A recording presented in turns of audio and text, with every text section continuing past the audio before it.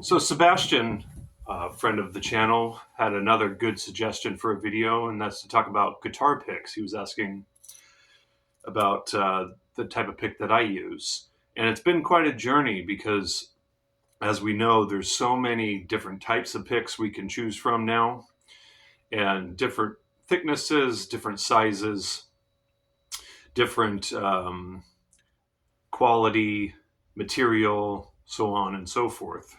So it can be really difficult to find the right one for you. And I want to emphasize that aspect of it because it's really about that, finding what works best for you, for how it sounds, for how it feels, for how it um, you know attacks the string, depending on what gauge strings you use.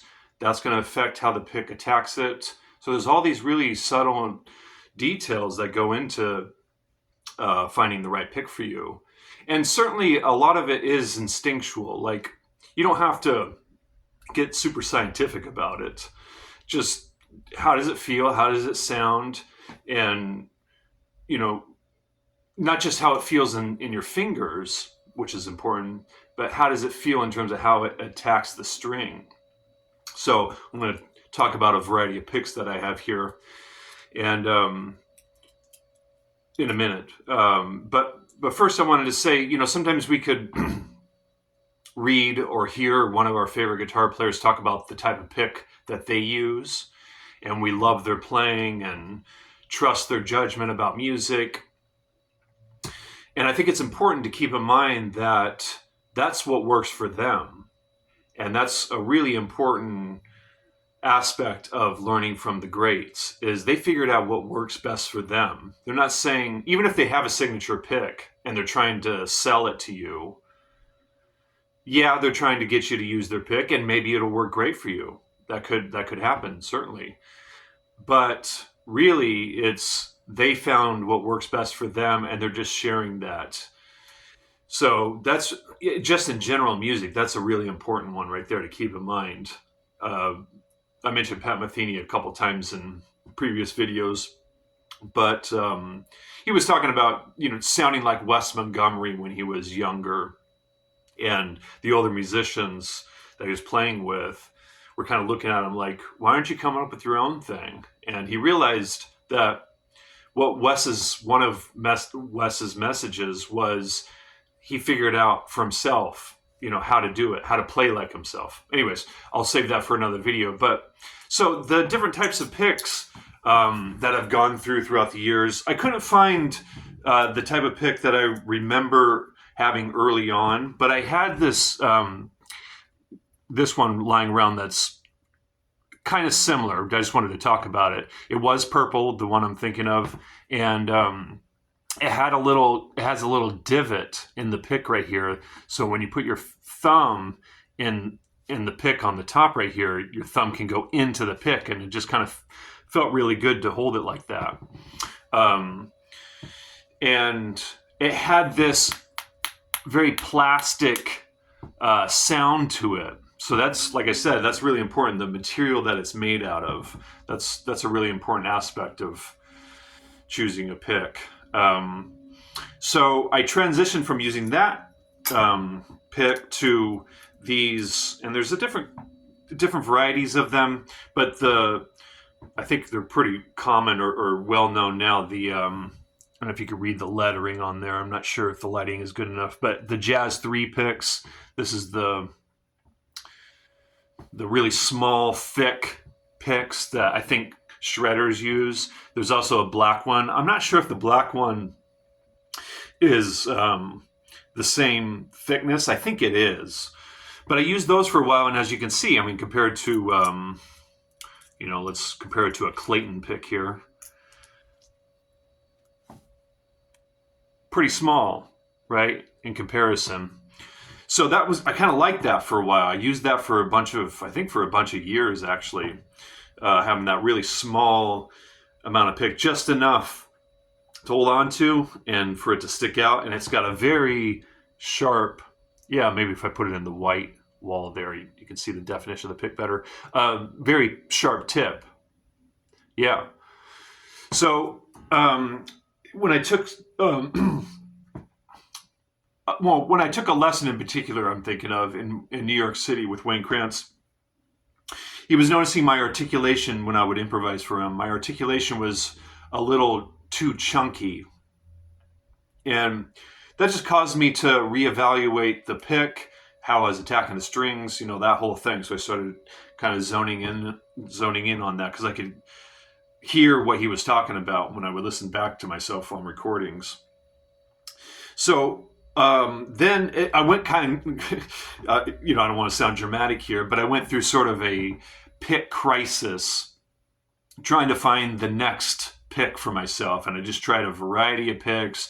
And I thought for a while I found the right one. I was using it was a yellow, I think it was a Clayton.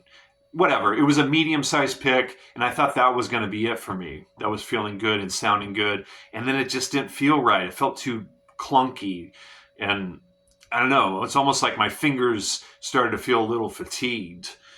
So then I went searching some more, and then let me put these down. Then I found these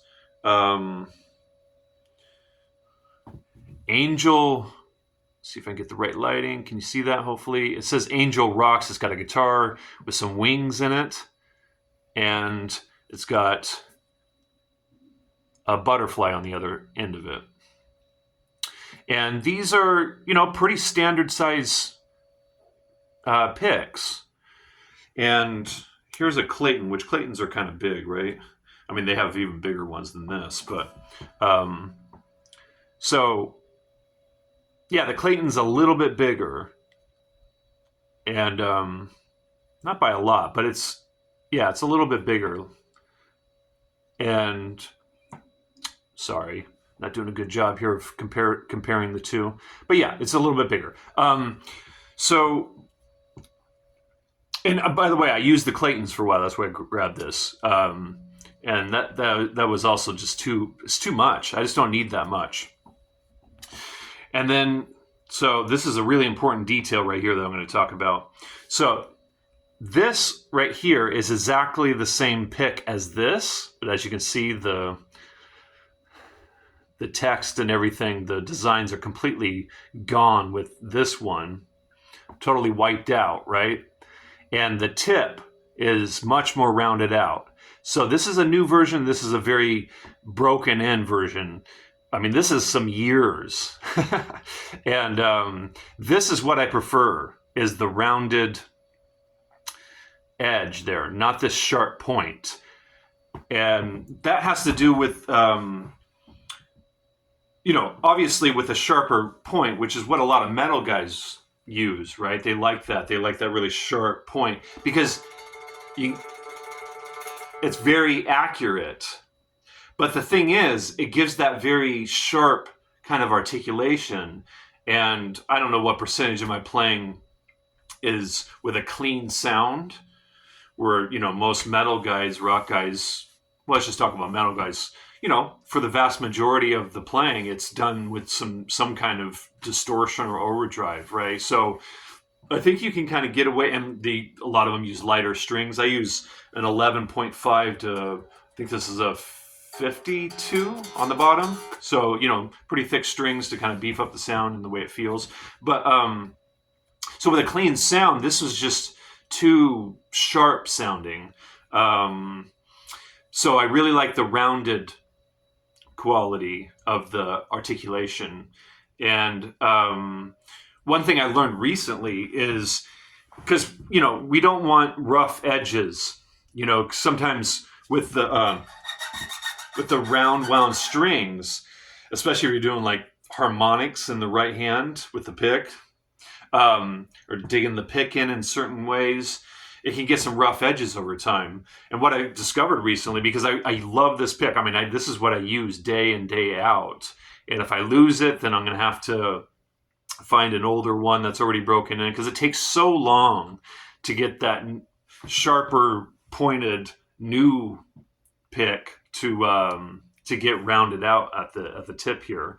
And yeah, I could use the side of the the pick, but that's too rounded, right? So pick about my pickies, or picky about my picks. So the thing that I discovered is because with the classical guitar, I'm using a nail file for my fingernails.